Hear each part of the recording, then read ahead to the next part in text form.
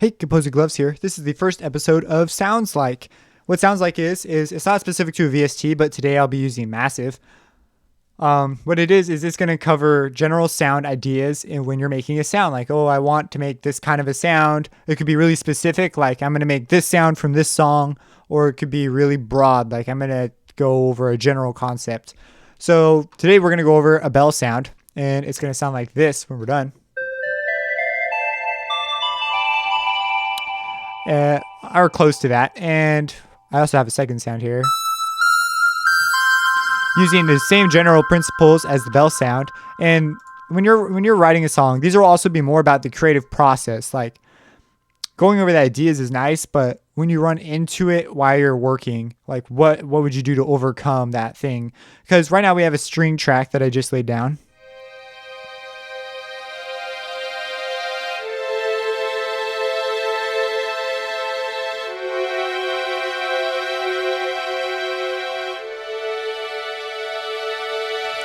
And that sounds really nice, kind of cinematic, a bit of suspense. And so you get to this point and you're like, okay, what else do I want to put on that? And you decide you want a bell sound. So you go digging through your presets for bell sounds. Maybe they just don't quite fit your fancy. If you own Contact, you could actually go in here. I tend to use the Glockenspiel things in here and the Celestia and kind of layering things together. But I still like to make my own sounds. Number one, just because it helps me understand more about sound design and I get a more unique sound that way, as well as it just gives me the ability to layer in more things, and I have a lot more control because I actually made the sound. I know what parts to tweak to get certain results. So for me, a bell tone has always kind of it doesn't have that many high harmonics. It's usually a higher sound. There are lower bells, which are a whole nother topic, but we're going to make this kind of stereotypical higher sound, and it's really simple sound. So I guess we'll cover this patch first. We have one oscillator. None of the pitch has been changed, though I wouldn't be against changing it up an octave. You get sort of a different feel. But there's only one oscillator. It's a sine wave. Pretty much just some sort of an upper tone. I've changed the main envelope to be more like a pluck. I'm using the resonance filter to add some texture to it. I'm using the modulating oscillator, the ring modulation, and they're all in values that are nice. And when I mean they would be, this is an octave up, so it's not like 11 or like 5.72 or something weird. It's a nice value because I'm also using the position, and I'm not using very much of the position, but it helps move and get some of the higher harmonics, helps move and get the harmonic series from the square. By the way, if all of this sounds like gibberish to you, go watch my series Massive from the Ground Up, and by the end it will not sound like gibberish anymore. And other than that, I am messing with the voicing, and I have a bit of the wavetable position, like barely on, like you almost can't even tell that it's on.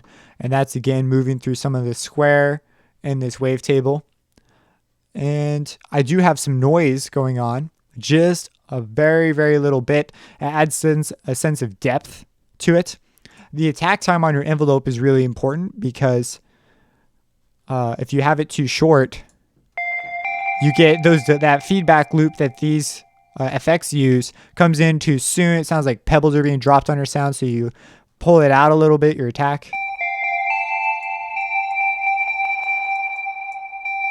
It's kind of like you got to finesse it, but I like that. If you do want a really short attack, but you don't want that sort of clicky sound from the feedback loop these things are using, go and just use a third-party plugin, and it will do it just for you. Just great, I'm sure. If you don't like that one, get another plugin. I happen to like Fruity Reverb 2.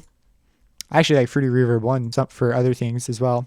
I like it, does what I want, and it doesn't behave like this reverb does, which, is valuable actually if you think about it. Now I have a few options for my reverb. I'm using the dimensional expander just to give it a sense of room, and EQing it. I'm high shelving it barely, and I'm bringing down the low end a little bit because it's a bell sound. I don't need the low end, really. I could probably take that down actually more.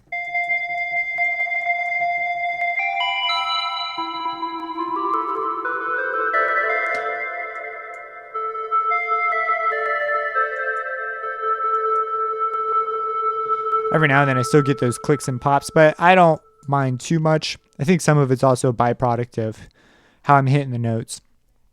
And that's pretty much the sound in a nutshell. Oh, and I'm using a little bit of resonance with a high pass, also getting rid of some of the low end as I use that. Actually, a lot of the low end. So this is also helping me with my EQ. So let's open up a new. Well, I actually have one other patch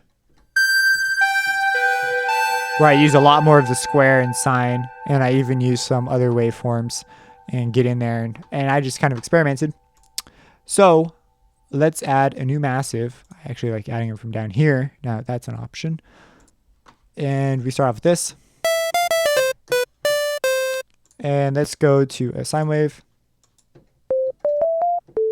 We're already really close. I believe when making a patch that you should always put in the things that are going to make big dents in the way you perceive the sound.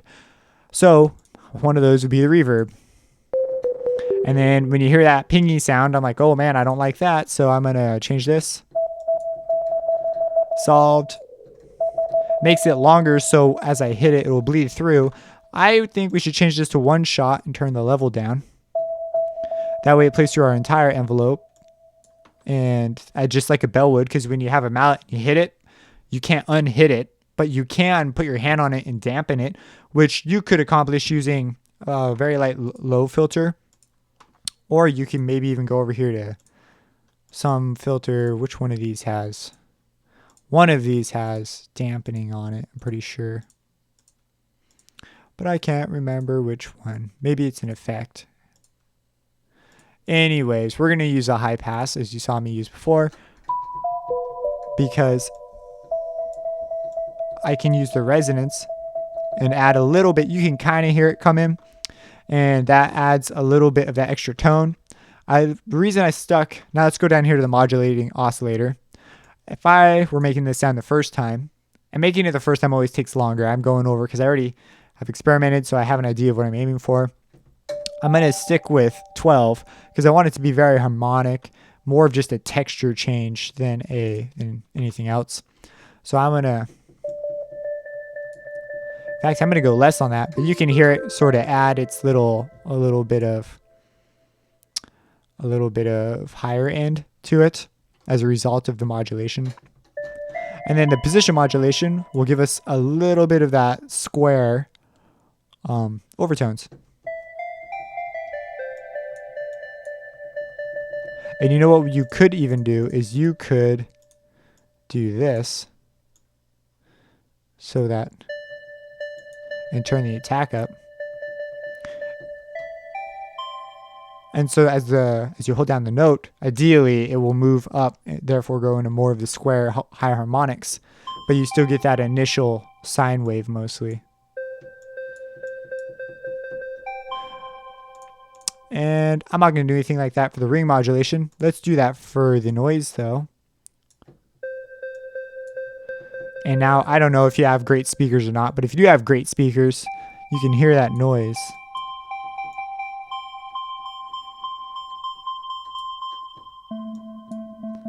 Just barely there. It's like almost not there. But that just adds a sense of dimension. By speaking of dimensions, let's add the dimensional expander.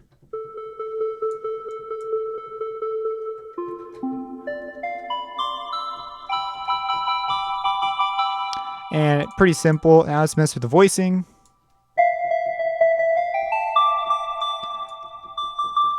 And change the wavetable position a little.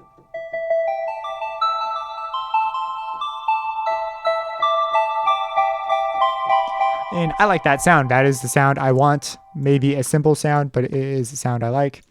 And we can add it to our violins. So let's say we want it in this pattern.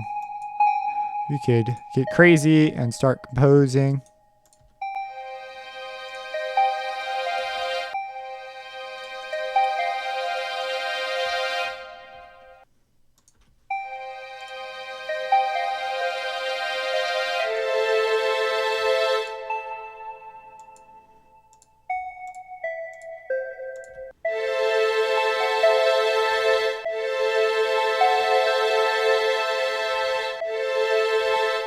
Now, I'm not giving a mixing lesson right here, so I'm going to break some rules. Don't mix like this.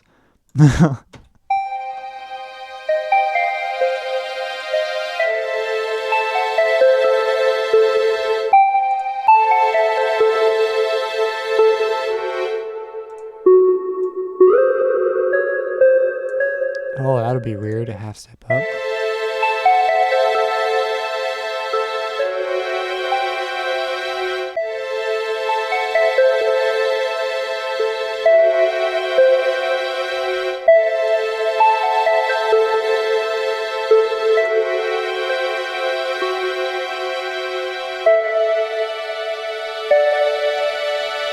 And then we could even try, even though it's a bell sound, I think it would work quite nicely. Let's go, we go from C, and then we add this 11 in our chord.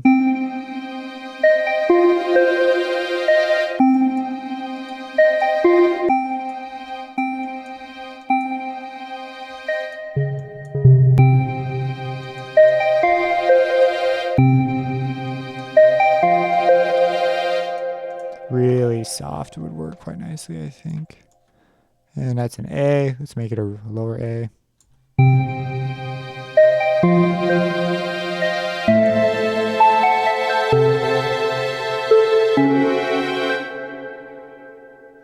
We have quite the tension right there, but I am not complaining.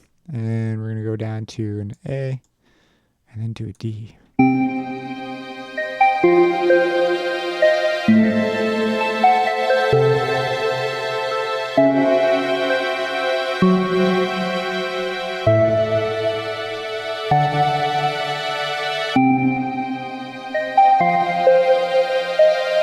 I like that.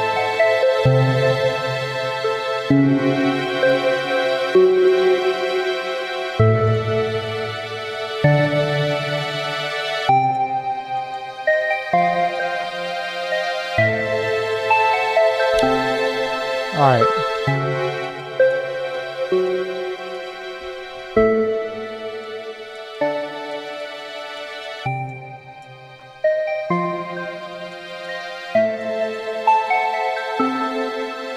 I mean, if I were intending to put more things in here, I'd probably make it even softer and do some other things to it. Sometimes I deliberately just break the crap out of mixing rules because honestly, I feel pretty restricted when I'm composing by some of these ideas, and maybe I don't want any dynamic range at all. I don't know. I don't know. Sometimes I feel like following those rules are super mega important, but I think it's important to break them for yourself and also just discover for yourself what they do. Because sometimes I really like everything slamming against 0, and other times I really don't. I think it can really damage the piece of music you're working on. Especially if I mix it for someone else, I'll stick to the rules. But if I'm doing my own thing, I'm the sound designer, mixer, mastering engineer. I'm everything. So I can do whatever the crap I want. And as long as I'm happy with it, that's all I care about. But that is the bell sound. Simple bell sound. And if you have any questions about this, let me know in the comments. Subscribe if you enjoy these videos, and have a blessed day.